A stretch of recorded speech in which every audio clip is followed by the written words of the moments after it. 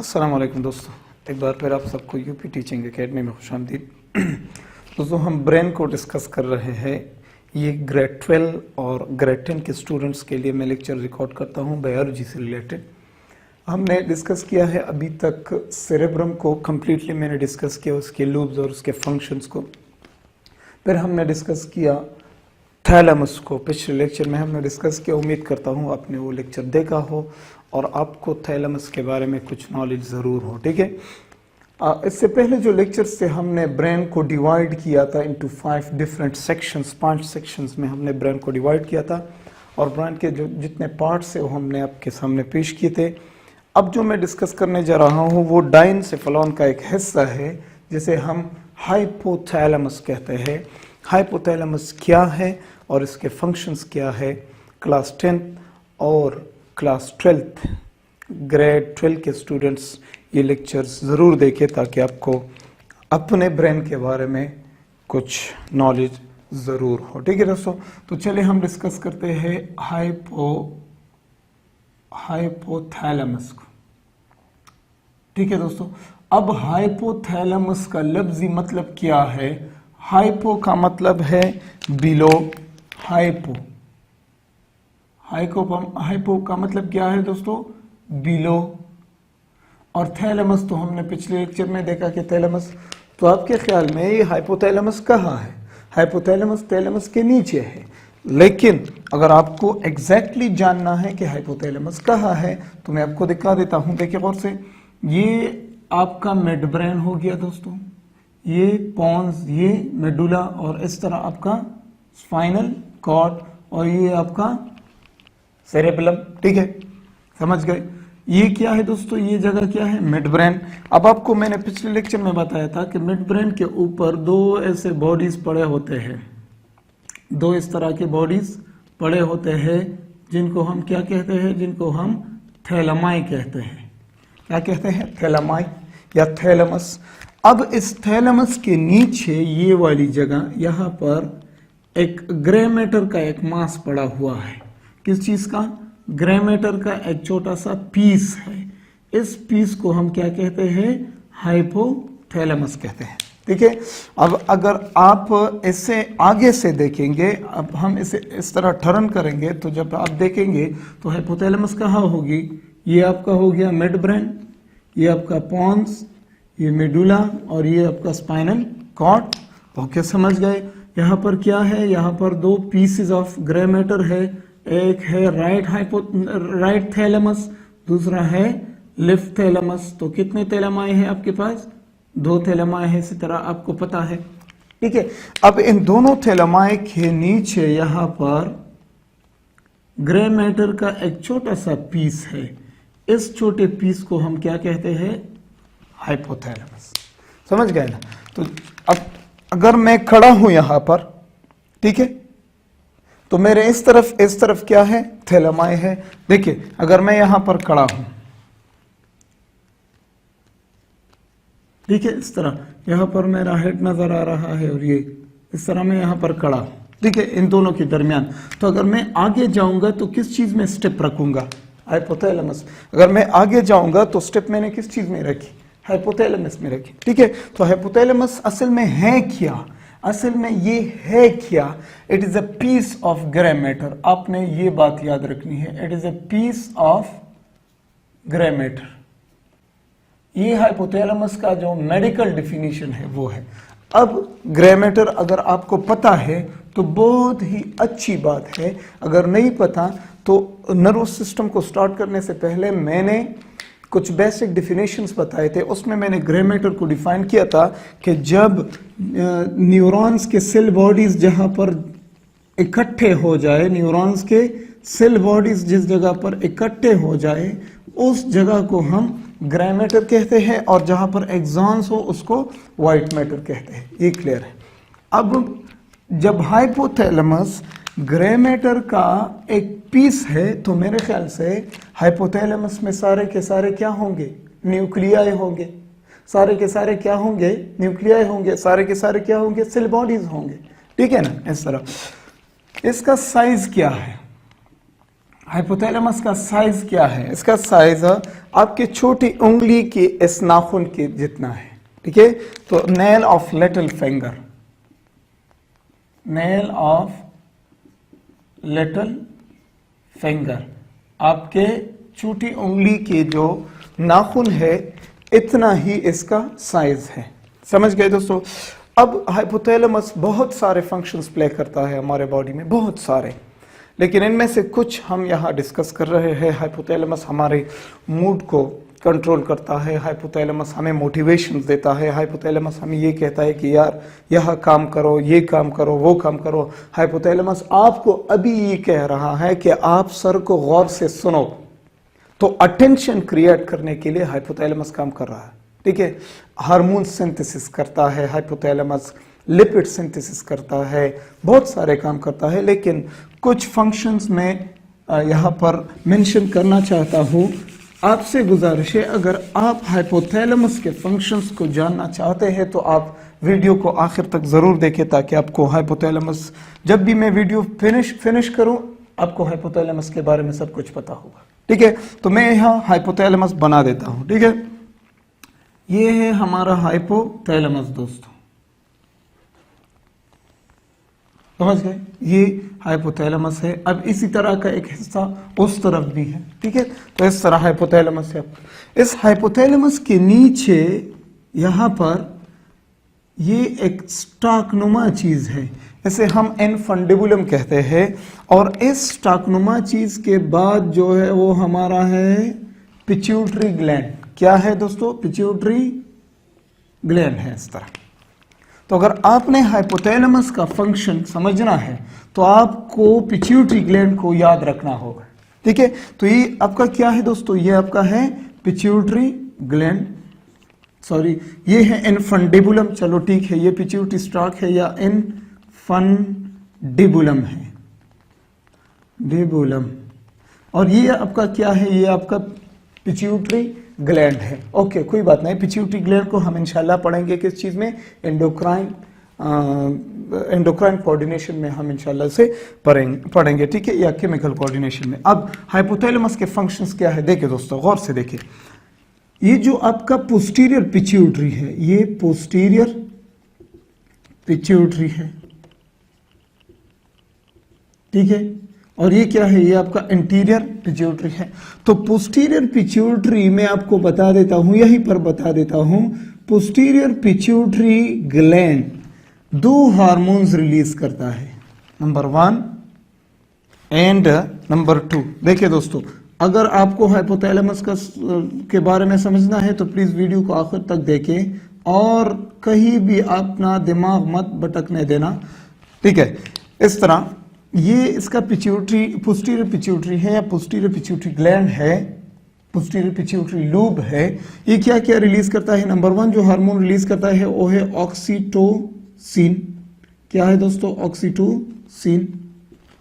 ये क्लियर हो गई। दूसरी जो हार्मोन रिलीज करता है उसे हम कहते हैं एंटी डायरेटिक हार्मोन या सिंपली कहते हैं ADH।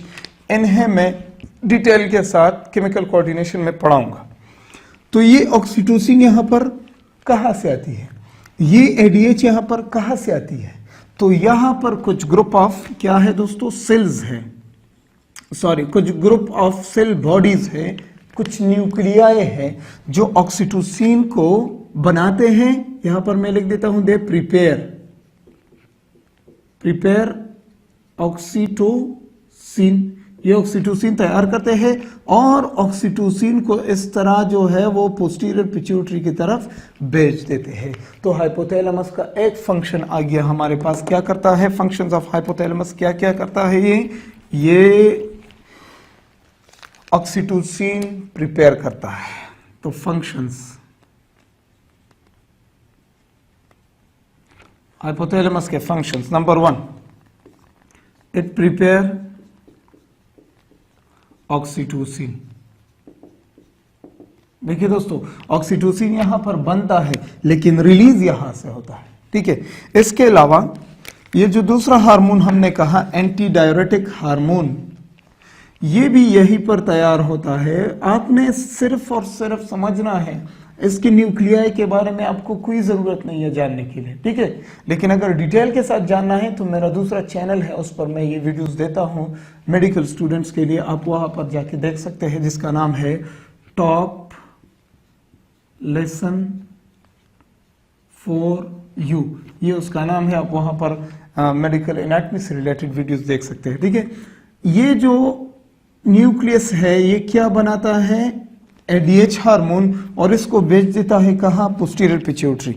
तो दूसरा हाइपोथैलेमस का दूसरा फंक्शन क्या है, it prepare ADH anti diuretic hormone बनाता है, ये क्लियर। फंक्शंस ऑफ हाइपोथैलेमस में number 1 preparation of oxytocin, number 2 preparation of what, preparation of ADH. दूसरा क्या है दोस्तों, देखिए गौर से, यहां पर एक स्पेशल ग्रुप ऑफ न्यूक्लियाई है, क्या है दोस्तों, ग्रुप ऑफ सेल बॉडीज है, ठीक है, कि ये हमारे बॉडी का थर्मोस्टेट है, क्या है, थर्मोस्टेट है। अब थर्मोस्टेट क्या करता है, थर्मोस्टेट टेम्परेचर रेगुलेशन करता है, क्या करता है, टेम्परेचर को क्या करता है, रेगुलेट करता है, ठीक है। अगर सर्दी है तो ये बॉडी को गर्म रखेगा, अगर गर्मी है तो ये बॉडी को ठंडा रखने की कोशिश करेगा, ठीक है। तो हाइपोथैलेमस क्या करता है, टेम्परेचर रेगुलेशन करता है, टेम्परेचर रेगुलेशन। इसीलिए कहता हूं कि आप वीडियो को आखिर तक जरूर देखेगा, टेम्परेचर रेगुलेशन करता है, ये बात क्लियर हो गई। दूसरी बात क्या है दोस्तों, टेम्परेचर रेगुलेशन। इसके अलावा हाइपोथैलेमस में एक न्यूक्लियस है, तो इस न्यूक्लियस पर जाने से पहले आप यहां फोकस करें, देखिए गौर से देखिए। एंटीरियर पिट्यूटरी ग्लैंड से बहुत सारे हार्मोन्स क्या होते हैं, रिलीज होते हैं, समझ गए। एंटीरियर पिट्यूटरी ग्लैंड से बहुत सारे हार्मोन्स क्या होते हैं दोस्तों, रिलीज होते हैं। फॉर एग्जाम्पल एक हार्मोन है जिसे हम प्रोलैक्टिन कहते हैं, क्या कहते हैं, प्रोलैक्टिन हार्मोन। एक दूसरा हार्मोन है जिसे हम FSH कहते हैं, फॉलिकल स्टिमुलेटिंग हार्मोन। तीसरा हार्मोन इससे रिलीज होता है जिसे हम TSH कहते हैं, थायराइड स्टिमुलेटिंग हार्मोन। चौथा हार्मोन इससे रिलीज होता है जिसे हम ग्रोथ हार्मोन कहते हैं, क्या, ग्रोथ हार्मोन कहते हैं, ठीक है। पांचवा हार्मोन इससे रिलीज होता है जिसे हम गोनेडोट्रोफिक हार्मोन कहते हैं, क्या कहते हैं, गोनेडोट्रोफिक हार्मोन कहते हैं, समझ रहे हो, गोनेडोट्रोफिक हार्मोन कहते हैं। छठा हार्मोन इससे रिलीज होता है एंटीरियर पिट्यूटरी ग्लैंड से, जिसे हम ACTH कहते हैं, ACTH एड्रीनोकॉर्टिकोट्रोपिक हार्मोन कहते हैं, ठीक है। सातवां हार्मोन इससे भी रिलीज, ये भी इससे रिलीज होता है जिसे हम डायरेटिक हार्मोन कहते हैं, क्या कहते हैं, डायरेटिक हार्मोन कहते हैं, ठीक है। तो ये सारे के सारे हार्मोन्स यहां से रिलीज होते हैं। देखिए दोस्तों गौर से देखिए, एंटीरियर पिट्यूटरी ग्लैंड इन सारे के सारे हार्मोन्स को बनाता भी है और रिलीज भी करता है। पोस्टीरियर पिट्यूटरी ग्लैंड ये दोनों हार्मोन्स बनाता नहीं है लेकिन रिलीज करता है। बनते कहां पर है, हाइपोथैलेमस में, समझ गए। और ये सारे के सारे 7 हार्मोन यहीं पर बनते भी हैं और रिलीज भी होते हैं, समझ गए। ओके सर, तो they are prepared and released from anterior pituitary, ठीक है। अब देखिए गौर से, ये जो ग्रुप ऑफ सेल्स है यहां पर, दोस्तों गौर से सुने, ये जो ग्रुप ऑफ सेल्स है यहां पर, ये सेल्स प्रोलैक्टिन बनाते हैं, स्टोर करते हैं और फिर रिलीज करते हैं। तो किसके ऑर्डर पर रिलीज करते हैं, ये बात बताओ, किसके ऑर्डर पर, हाइपोथैलेमस के ऑर्डर पर, समझ गए। तो हाइपोथैलेमस से एक special type of factor release होता है, एक special type of hormone release होता है जो यहां पर आता है और इसको कहता है कि यार आप प्रोलैक्टिन रिलीज करो, क्या रिलीज करो, प्रोलैक्टिन रिलीज करो। तो ये जो फैक्टर आ गया, ये कौन सा फैक्टर है, ये है प्रोलैक्टिन रिलीजिंग फैक्टर, समझ गए। तो हाइपोथैलेमस का चौथा फंक्शन क्या है, it prepares prolactin releasing factor, PRF में शॉर्टली लिख देता हूं यहां, प्रोलैक्टिन रिलीजिंग फैक्टर बनाता है, ताकि ये प्रोलैक्टिन रिलीजिंग फैक्टर, ये जो प्रोटीन है ये यहां आ जाएगा और इन सेल्स का दरवाजा खटखटाएगा कि यार आप जरा प्रोलैक्टिन रिलीज करो। जब तक ये नहीं आएगा प्रोलैक्टिन रिलीज नहीं होगा। समझ गए? ये बात क्लियर होगी। दूसरा जो है यहां पर एक और न्यूक्लियस है दोस्तों, ग्रुप ऑफ, ये सारे के सारे ग्रुप ऑफ न्यूक्लियस है। अगर मैं इनका एग्जैक्ट लोकेशन बनाऊं कि ये कहां पर है, तो डायग्राम थोड़ा सा कॉम्प्लिकेटेड हो जाएगा, लेकिन कोई बात नहीं। ये न्यूक्लियस असल में यहां पर मौजूद होता है, आर्क शेप होता है, इसलिए हम इसे आर्क्यूएट न्यूक्लियस कहते हैं। ठीक है, इसमें बहुत सारे छोटे छोटे न्यूक्लियाई पाए जाते हैं। समझ गए? देखिए गौर से, यहां से रिलीज हो गया पहला जो फैक्टर था, कौन सा था? Prolactin releasing factor.